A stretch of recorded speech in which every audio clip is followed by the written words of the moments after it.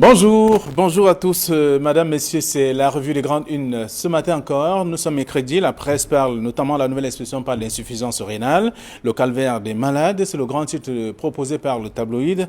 Le journal explique que l'un d'eux raconte leur détresse sur le terrain de ceux qui meurent comme des mouches, faute de soins. C'est ce que le journal propose, avec très loin donc de la propagande que font les pouvoirs publics à travers les médias. C'est ce que le journal dit ce matin. Le journal parle également d'enseignement supérieur, chantage ou changement de grade agité. C'est en page 5 du numéro. Le journal s'intéresse aussi à Souza, où on parle de la localité qui a son château d'eau désormais. Et aussi aux États-Unis, la tension en marche, la transition donc en marche, et avec notamment comme quelques précisions en page 12 de ce matin pour dire que sans reconnaître sa défaite à l'élection présidentielle, Donald Trump a donné son accord au processus de transition politique. C'est en page 12, je l'ai dit. Donc vous aurez l'occasion de lire également ce que le journal propose à cet effet. Le journal Le Messager de ce matin parle donc de crise socio-sécuritaire avec les chefs traditionnels de l'Ouest en colère carrément. Les gardiens de la tradition aujourd'hui préconisent d'ailleurs une réforme constitutionnelle et une concertation des leaders d'opinion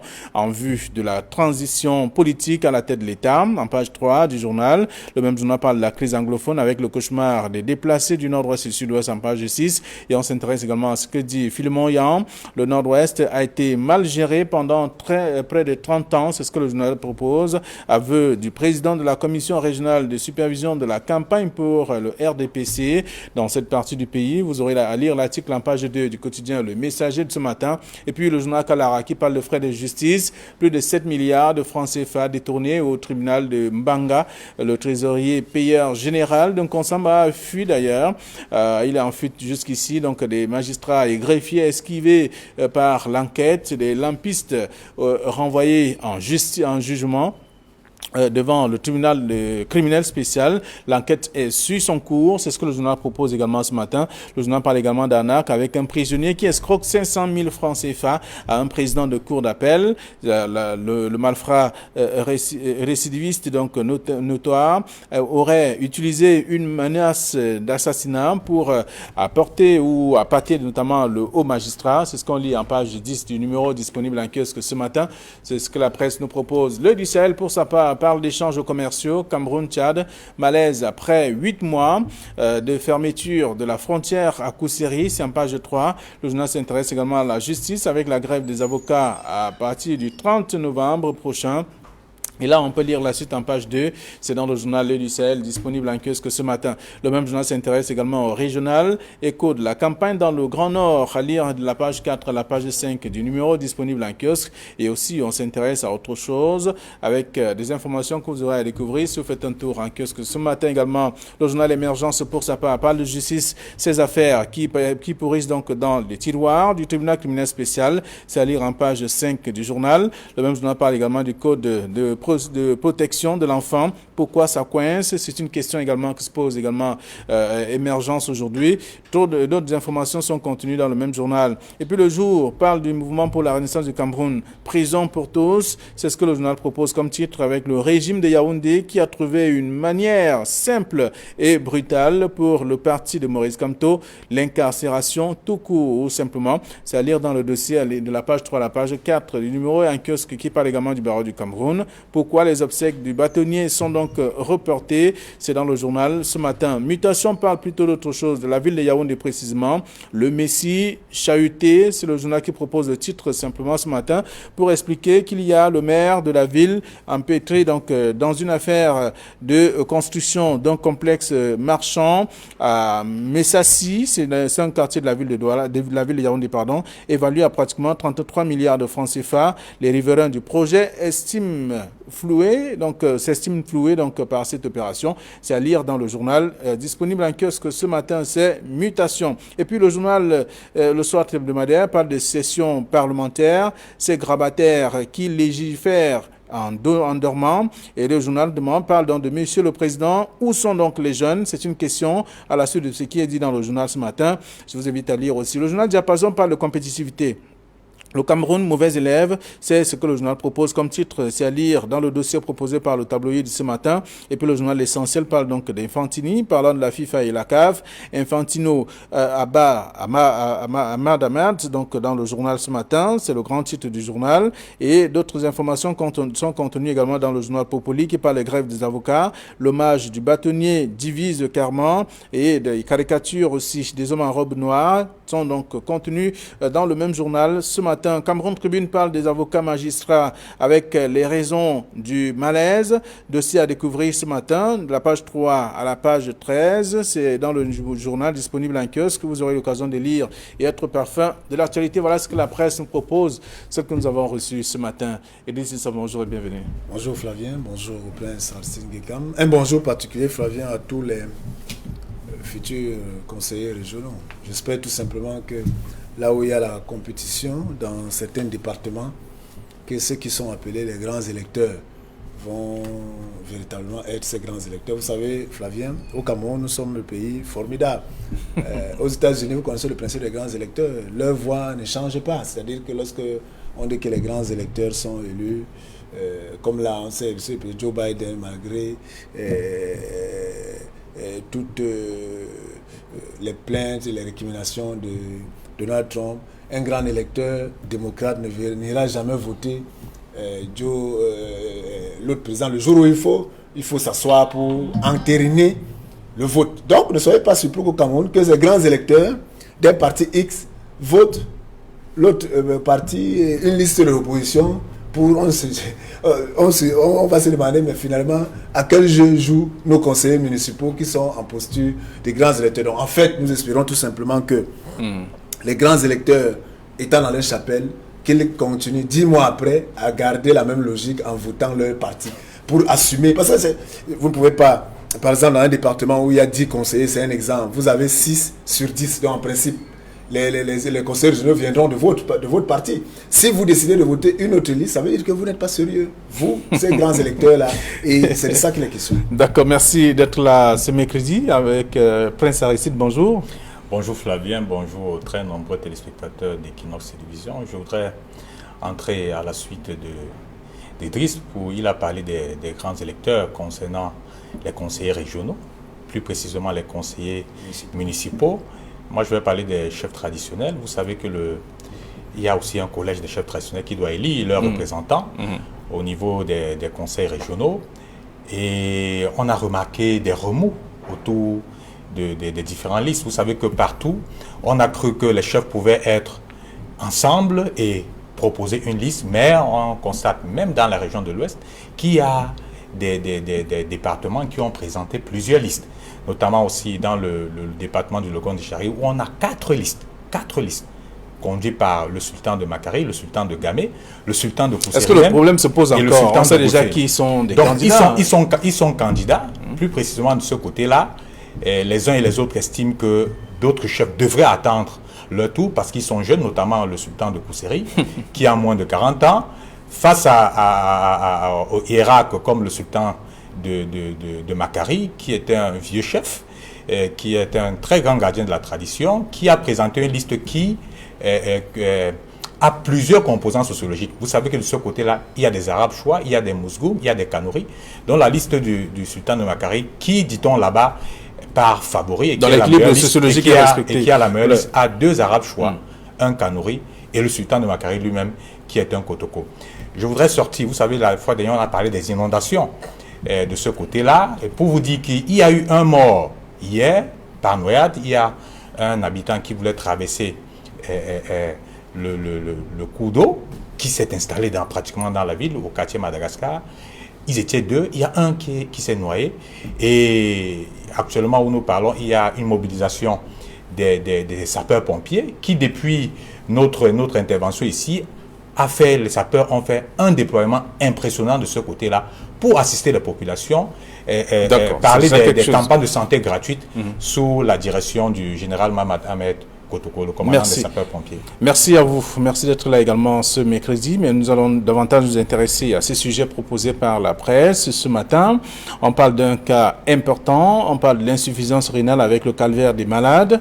L'un d'eux raconte justement leur détresse. Et on le sait qu'il y a des centres qui ont été créés dans plusieurs régions du Cameroun. Mais seulement, on parle de ce centre de Bertois qui n'a pratiquement plus de lits, qui n'a pas de kits également. Les malades partent de là-bas, de la région de l'Est, pour l'hôpital général de Douala ou encore l'hôpital général de Yaoundé. Mais le témoin de la scène, le témoin de cette difficulté, raconte qu'il y a plusieurs morts à la suite de ce décalage et de ce manquement.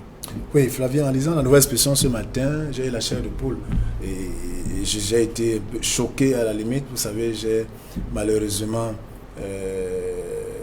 une relation très proche qui est partie faute d'insuffisance rénale. Et en lisant ce témoignage de ce citoyen qui vient de Bertois, Flavien, lorsque les lecteurs vont lire cet article dans la nouvelle expression ce matin, ils constateront que ce monsieur est un rescapé. Pour combien de temps? Parce que si vous êtes 25 pris en charge en termes d'insuffisance rénale à Bertois, et on vous demande de rallier Yaoundé ou Douala, parce que depuis 6-7 mois, le dispositif mis en place est complètement en arrêt, parce qu'il n'y a plus de kits, et que 22 sont déjà mortes. Et lui, quand il raconte cela, c'est-à-dire, il fait ce témoignage, c'est pour dire que lui-même, sa mort n'est plus lointaine. En fait, c'est de ça qu'il est question. Parce que si vous êtes 25, 22 sont déjà partis, c'est la catastrophe. C'est la catastrophe. Et avec son témoignage, dans la nouvelle expression ce matin, nous constatons que le gouvernement fait dans la cosmétique. Lorsqu'il y a une maladie comme celle-là, l'insuffisance rénale, on fait à grande pompe de publicité. Il y a désormais à Bertois un dispositif, un centre de hémodialyse. Il y en a à l'hôpital à Quintini qui ne fonctionne pas. Il y en a à tel hôpital qui fonctionne. En fait, au Cameroun aujourd'hui, il n'y en a que 2 qui restent et qui fonctionnent. Le centre de hémodialyse de l'hôpital général de Douala et le centre de hémodialyse de l'hôpital général de Yaoundé. Et pour combien de patients? Donc en fait, en lisant cela, on constate que ces malades qui pleure, qui crie sa détresse, dit que nous sommes devenus une république, un ministère Covid-19. Parce que c'est les raisons qu'on donne. C'est-à-dire que le Covid-19 a même toute une tranche spéciale au journal de la télévision nationale et qu'il y a eu la télévision nationale qui a évoqué un reportage sur le fait que le centre d'hémodialyse de Bertois est complètement en arrêt depuis 6 mois et que les malades sont en train de mourir. Que juste après cet article, dans le journal de la CATV, on a passé un autre article où le ministre de la Santé était venu à Bertois pour rassurer le personnel. En fait, pour lui, il appelait ça une sorte de kilavesque. Il a utilisé un terme vraiment. Il parle de kilave pour dire que bon, on se plaint, mais le ministre est sur le terrain et en réalité, les malades d'insuffisance rénale sont tous en train de mourir. Vous savez que donc, il interpelle le ministère de la Santé, il interpelle le gouvernement, il interpelle la société en général. D'accord. Alors, donc, à partir de l'article, on comprend justement qu'il y a plus d'attention accordée au Covid-19 qu'à d'autres pathologies graves, comme on sait, la maladie rénale, comme par exemple, c'est le cas aujourd'hui. Ce n'est pas la première fois, 35 ans déjà après, les premières personnes qui ont bénéficié justement de cette prise en charge. Aujourd'hui, il y a toujours des centres qui existent, mais pas de kits. Mais c'est Flavien Vallon, donc c'est effroyable. On a envie de se demander dans quel pays on vit. Vous savez, c'est à grand renfort de publicité. À l'époque, il y avait l'unique centre d'hémodialyse, c'était à Yaoundé. Après, il y a eu Douala, il y a eu Garoua, il y a eu Bamenda. Après, il y a eu Bertois. Et ça a permis, la politique du gouvernement était de ne plus faire que les malades se déplacent pour aller dans les grandes métropoles. Quand je veux dire métropole, dans les centres comme Douala et Yaoundé. Et donc, par conséquent, par conséquent, le centre de Bertois a été créé. Mais le patient qui est un malade d'insuffisance rénale nous rappelle ici, parce que ça existe, c'est là-bas depuis et on n'en parle pas, nous rappelle ici en envoyant un cri de détresse en disant, depuis pratiquement plus de 6 mois, le centre d'hémodialyse de Bertois ne fonctionne plus, faute de rupture de kit.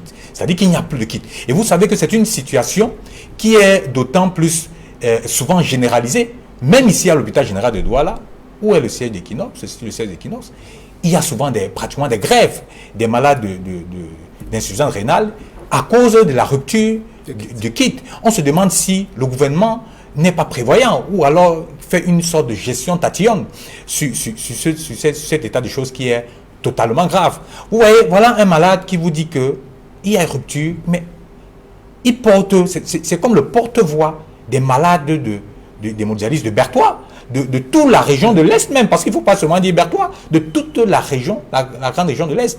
Ça voudrait dire quoi? Ça voudrait dire que ceux qui y en a qui meurent en silence là-bas, parce qu'ils n'ont pas de moyens de se déplacer pour venir à Yaoundé ou à Douala. Et c'est d'autant plus la raison pour laquelle vous remarquerez qu'il y a un flux de patients au niveau des centres comme Douala et Yaoundé. C'est ça la conséquence. Parce qu'à Berthois, il n'y a plus rien. Et le patient fait une très belle analyse en disant oui, après ça, le ministre de la Santé est descendu là, tout feu, tout flamme, en disant comment le secteur de la santé se porte bien de ce côté-là, en faisant des visites inopinées. Le malade ici nous interpelle le ministre en disant non, il n'y a pas que le Covid.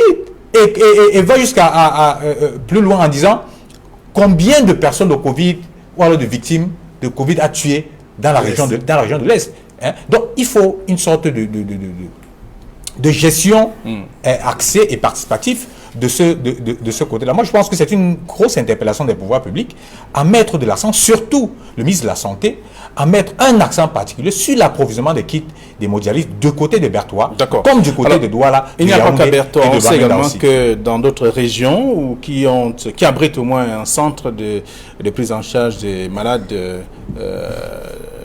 qui souffrent de l'insuffisance rénale, on va le dire, ont les mêmes problèmes également. Donc on parle de la région du Sud, on parle de l'Ouest également, qui était encore en situation il y a quelques mois, et aussi en Gaoundéré, où je pense le dernier centre qui était en construction encore. On va dire également l'article ce matin, et que la même attention qui est accordée au Covid-19 devrait être accordée donc, avec beaucoup de moyens à cette pathologie aussi, puisque les gens meurent de façon silencieuse, sans faire beaucoup de bruit. On a attendu, on espère qu'on peut, après une semaine, on est déjà en situation de détresse. On ne peut plus fonctionner normalement, donc ça reste un problème. Oui, Flavien, ça reste un problème parce que nous sommes dans un environnement où nous donnons toujours l'impression de courir. Alors, on est dans un environnement où on démontre qu'on ne peut pas embrasser plusieurs faits à la fois. Ça veut dire que nous sommes faits. Ça veut dire que notre système de santé, face à l'arrivée du Covid, où il fallait prendre des mesures telles que cela a été pris, avec tout ce que cela comporte, on est d'accord. Mais c'est vrai que tous les problèmes, tous les systèmes de santé ont eu cette difficulté lors de la première vague. Lorsque le Covid est arrivé en mars, fin février, en mars, et tout ça, on avait l'impression qu'il n'y avait plus d'autres pathologies sur la Terre que le Covid. Mais très vite, aujourd'hui, 6-7 mois après, on constate qu'il faut absolument reprendre les choses. Ailleurs, les autres ont repris la question, mais parce qu'ils créaient des couloirs. Parce qu'il n'y a pas que les malades de Covid, il n'y a pas que ce Covid qui tue, mais il y a d'autres tueurs silencieux qui étaient déjà même là et qui faisaient le travail et qui continuent, et qui ont même fait qui ont tué plus de personnes pendant cette période Covid où les gens n'avaient même plus ni la force ni le temps d'aller à l'hôpital parce qu'avec tout ce que cela comporte. Donc, pour dire que notre système de santé est faible et en novembre, nous sommes au mois de novembre, nous n'arrivons pas à maîtriser. Si déjà 6 mois avant, il y a eu une rupture, vous savez qu'on a fermé les frontières avec tout ce que cela comporte. Donc ça veut dire que si le Cameroun avait peut-être passé des commandes, des kits, est-ce que, avec tout ce qui s'est passé avec le Covid, est-ce que le ravitaillement s'est fait? Mais quand même, 6 mois plus tard, on devrait, dans les mesures d'urgence, comment fait-on pour faire entrer les kits liés au Covid-19? Ça, c'est entré pendant qu'on était en pleine pandémie, où tout était fermé. Est-ce que les autres éléments ne peuvent pas, quand on a relâché les frontières au mois de juillet, août, et tout ça là, on n'a pas pu faire un ravitaillement pour pouvoir permettre? Ça veut dire qu'il y a une faiblesse dans notre mécanisme d'approvisionnement en termes de kits pour les malades de l'insuffisance rénale. Donc, c'est un témoignage, une fois de plus, que, attention, c'est vrai, ces malades, si ces patients n'exprimaient pas sa détresse, ils étaient tous en train de mourir. Je vous dis par exemple qu'à Berthois, Flavien, 22 morts depuis 6 mois de malades d'insuffisance rénale. 22 à ce jour, on ne sait pas. Et combien mourront encore d'ici la fin, d'ici que le centre de Berthois retrouve son ravitaillement de kits. Alors, on va lire l'article en page 3 de la Nouvelle Expression ce matin. Ce témoignage qui est contenu dans le numéro disponible en kiosque, avec également des frais de justice qui disparaissent, selon notamment le journal Kalara, qui parle de 7 milliards de francs CFA détournés au tribunal de Mbanga. Le journal nous apprend que le trésorier payeur général de Nkonsamba est en fuite depuis quelques temps. Et là, l'enquête est en cours. Et l'enquête qui esquive aussi des magistrats et greffiers à la suite de ce qu'on a pu observer. Le journal fait le point. Oui, vous savez qu'Alara est spécialisé dans les questions et les enquêtes judiciaires et tout ce qu'elle a vu dans le secteur de la justice. Ici, il faut dire tout simplement que la personne qui a fui le trésorier, le TPG, il faut dire que dans chaque département, il y a ce qu'on appelle un TPG, c'est-à-dire celui-là qui est appelé à pouvoir centraliser tout ce qui sont... Quand on parle du trésor public, il y a un trésor payeur général par région, il y a un trésor payeur général national avec tout ce que ça comporte et qui dispatche, comme vous voyez, le pays par région, par département. Alors dans chaque département, il y a un trésor payeur général qui, vers lequel, lorsqu'il y a des paiements à faire liés au département, il doit ressortir les liquidités, les fonds, parce qu'il y a les fonds qui se font soit par virement, d'autres qui se font soit par cash et tout. Donc c'est chez le trésorier payeur général. Donc en fait, ce trésorier payeur général dans un département a toujours du cash à certains moments. Alors ici, il se trouve que au niveau du tribunal de Nkonsamba, il y a des frais, des émoluments qui devaient être payés avec tout ce que cela comporte. Alors, est-ce qu'il y a complicité lorsqu'on lit cette affaire qui est cette chronique du côté de Nkonsamba entre le TPG qui a disparu avec environ 7 milliards, vous l'avez vu à la grande une de Kalara, et est-ce qu'il y a des complicités avec certains magistrats, certains greffiers qui gèrent ces émoluments avec tout ce que cela comporte? Alors, mais lui, qui se sent le plus impliqué, il a pris la poudre de scampette, il est parti. Alors, va-t-on le retrouver? Où se trouve-t-il? A-t-il consommé les 7 milliards seul ou a-t-il des complicités internes? En tout cas, l'enquête révèle quand même qu'il y a des personnes qui ne sont pas indexées, pourtant ça part d'un secteur précis. Beaucoup d'argent pour la justice uniquement. Mais il faut noter ça. Ça me rappelle un peu l'histoire des responsabilités au niveau du ministère des Finances, où un certain nombre de collaborateurs sont épinglés. On se demande bien qu'advient-il des directeurs et du secrétaire général en fait, des ordonnateurs de dépenses dans tous les cas. Vous voyez ici, au niveau du tribunal du TPI de Mbanga, parce que ça y est, lui, il y a des fonds qui transitaient pour la trésorerie payée générale de Nkonsamba. Le trésorier payeur est porté disparu. L'affaire est au niveau du TCS. Il n'est pas le seul parce que ses collaborateurs aussi sont inculpés dans l'affaire. Mais on se demande comment a-t-on fait? C'est-à-dire que ceux qui sont dans la chaîne de responsabilité, notamment un certain nombre de magistrats et de greffiers, ne sont pas cités dans l'affaire. Ça, c'est la question de Kalara. C'est-à-dire que, est-ce que c'est parce que ça concerne un corps spécifiquement et que les agents de ce corps-là sont impliqués et que la justice peut-être les a expliqués? Ça, c'est un peu le questionnement que Kalara. Mais vous savez, c'est un peu courant, cette façon de gérer de l'argent comme de la monnaie. Comme si on était... On parle de 7 milliards. 7 milliards, comme c'était une boutique. Je pense que l'informatisation de nos systèmes et le versement dans les banques existent. Les banques existent. Il est vrai que les trésoriers payeurs généraux doivent avoir une caisse de transition. C'est une caisse de transition, en réalité. Parce qu'après ça, on verse l'argent à la banque. Comment quelqu'un peut partir avec 7 milliards? C'est-à-dire que 7 milliards de francs CFA, comment ça a pu se faire en une semaine, en un mois? Voilà. Vous savez que si on enlève 10 francs, ce n'est plus 7 milliards. Donc ça diminue au fur et à mesure qu'on beaucoup d'argent. Alors donc le journal est revenu sur le dossier ce matin.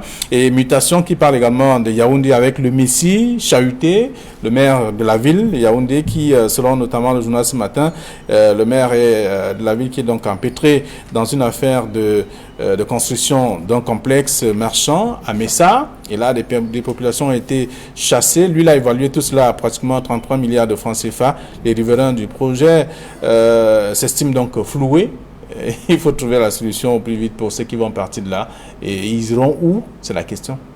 Oui, en fait, le problème, c'est que c'est toujours cette question, Flavien, dans l'élaboration de nos projets de ce qu'on appelle l'approche participative. C'est-à-dire que lorsqu'on veut réaliser un projet pour le bien de la communauté dans une zone précise et qu'on y trouve des personnes, des citoyens qui avaient déjà investi et mis en valeur cette terre, soit d'autres qui ont des titres fonciers, d'autres qui n'en ont pas, mais qui ont mis en valeur ces lopins de terre. Il est question toujours de créer un cadre de dialogue, de concertation pour pouvoir amener sur un processus pendant une période les populations qui sont concernées par ces sites à pouvoir libérer, mais en ayant véritablement leur dû. C'est-à-dire que si on doit payer, indemniser ces populations, il faut que les calculs soient faits dans les normes. Il ne faut pas qu'on soit dans un environnement où les populations sont dupes, où on va vous donner un argent qui ne vous permettrait même pas d'avoir, même de réaliser même la fondation de votre future maison, là où vous irez.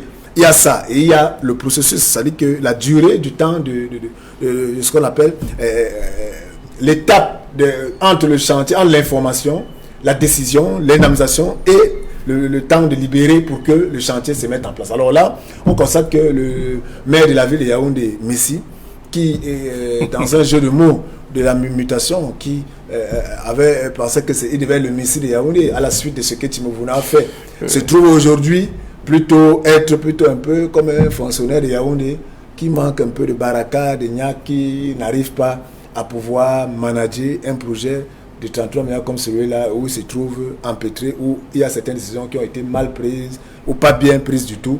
Donc c'est pour ça que la mutation dit ce Messie qui est véritablement... Le maire Messi, donc le Messi chahuté. Et chahuté.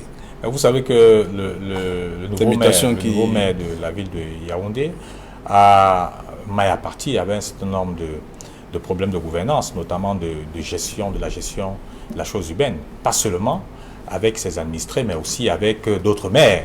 Parce que de ce côté-là, d'aucuns estiment qu'il empiète un peu sur leur pouvoir, sans leurs autorisations. Mais pour revenir sur le cas précis dont parle Mutation, c'est, comme il dit, c'est un projet qui était censé être géré ou alors qui a été conçu avec l'aval d'un certain nombre de riverains, mais qui aujourd'hui, vu le déploiement de ce projet, ne sont plus pris en compte et par conséquent dénoncent cet état des choses géré par le nouveau maire de la ville de Yaoundé. Je pense que la ville de Yaoundé est d'autant sensible comme d'autres villes.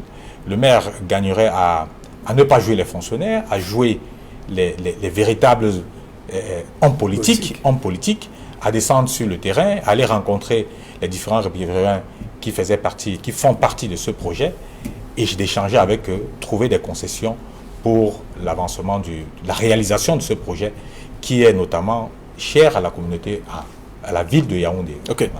Alors, c'est le titre de Mutation ce matin qui parle de ce Messie chahuté.